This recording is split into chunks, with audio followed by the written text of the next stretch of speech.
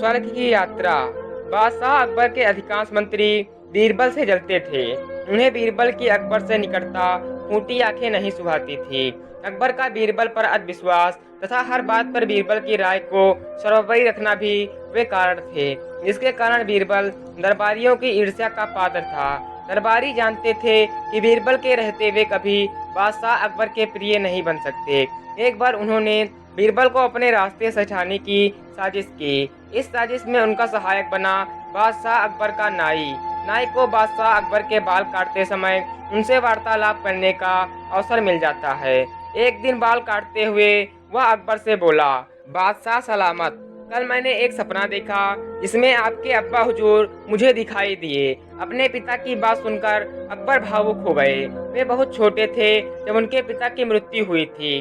भावुक होकर उन्होंने नाई से पूछा, अच्छा कैसे लग रहे थे? अब्बा हुजूर अपनी बात में अकबर को रुचि लेते देख नाई ने अपनी चाल चल दी। वो ठीक लग रहे थे हुजूर। उन्होंने मुझसे कहा कि वे स्वर्ग में हैं और बहुत आराम से हैं, बस एक चीज की कमी उन्हें खलती है। वह क्या? अकबर की उत्सुकता बढ़ती लगी। हुजूर, वह उनका मनोरंजन करने वाला कोई नहीं है, इसीलिए वे खुश नहीं रहते।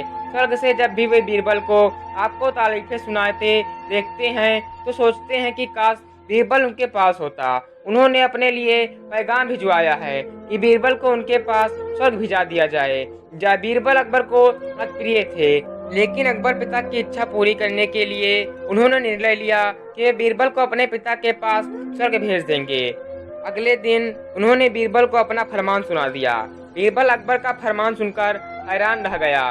उस पूछने पर अकबर ने नाई के स्वप्न की बात बीरबल को बता दी। बीरबल को समझते तनिक भी देर न लगी कि यह दरबारियों की उनके खिलाफ साजिश है और इस साजिश में नाई की भी उनके साथ है। लेकिन अकबर के आदेश की अवहेलना करने का साहस उनमें नहीं था। वह स्वर्ग जाने को तैयार हो गया, लेकिन उसके पहले अपने परिवार के साथ समय व्यतीत करने के लिए उसने कुछ दिन का समय मांगा।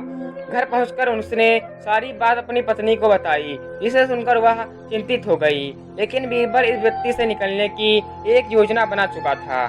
योजना अनुसार अपनी पत्नी के साथ मिलकर उसने अपने घर के आंगन में एक कब्र खोद ली। साथ ही उस कब्र के भीतर से अपने शयन कक्ष को जाती एक सुरंग भी निकाल ली।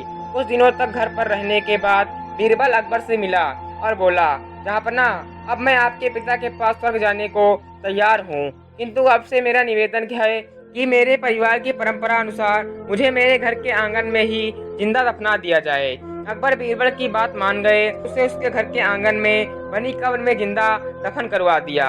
योजना अनुसार बीरबल कब्र से लगी सुरंग से होते हुए अपने घर आ गया। उसके बाद 2 महीने तक वह घर पर ही छुपकर रहा। 2 महीने बाद वह अकबर के दरबार में पहुंचा। सारे दरबारी उसे देखकर हैरान थे। बीरबल के बाल और दाढ़ी बढ़ी हुई थी और वह बड़ा ही विचित्र नजर आ रहा था।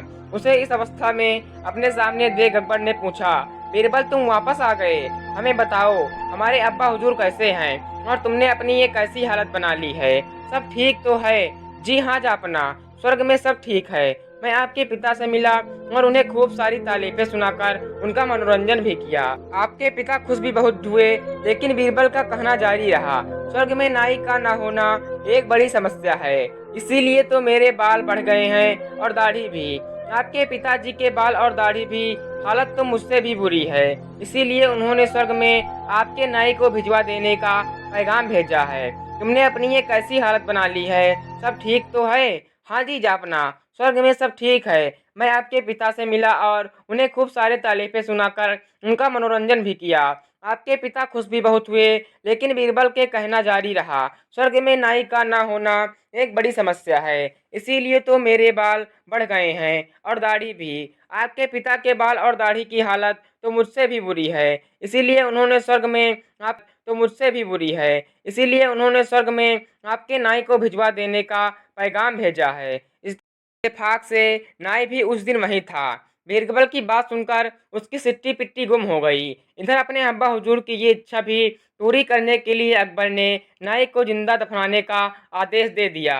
ये आदेश सुनकर डर के मारे नाई अकबर के पैरों पर गिर पड़ा और बीरबल को फंसाने की योजना और उसमें शामिल मंत्रियों के बारे में अकबर को सब कुछ बता दिया।